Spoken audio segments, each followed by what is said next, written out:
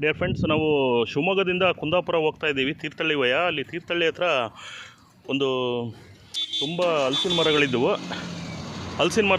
So ಹಾಗಾಗಿ ಅಲ್ಲಿ ಒಬ್ಬರಿಗೆ ಹಲಸಿನ ಹಣ್ಣು ರಿಕ್ವೆಸ್ಟ್ ಮಾಡಿದ್ವಿ, ಕೊಟ್ಟರು. ತುಂಬ ಟೇಸ್ಟ್ ಇದೆ.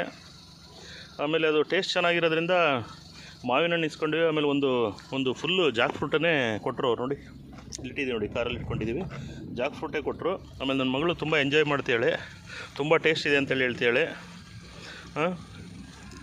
ಹಾಗಾಗಿ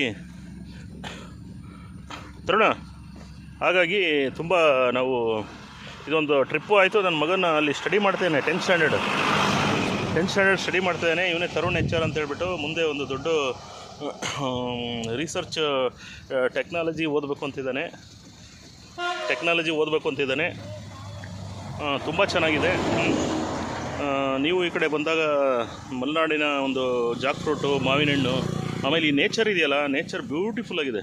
ನೋಡಿ ಸನ್ರೈಸ್ ಆಗ್ತಾಯಿದೆ. ಈಗ ಒಂದು 7 o'clock ಇದೆ, ಮಾರ್ನಿಂಗ್ 7 o'clock. ತುಂಬ ಎಂಜಾಯ್ಮೆಂಟ್ ಮಾಡ್ತಾಯಿದ್ದೀವಿ. ನೀವು ಬನ್ನಿ, ಎಂಜಾಯ್ ಮಾಡಿ. ಆಮೇಲೆ ಈ ಚಾನಲನ್ನು ಸ್ವಲ್ಪ ಸಬ್ಸ್ಕ್ರೈಬ್ ಮಾಡಿ, ಲೈಕ್ ಮಾಡಿ. Thank you so much. Thank you.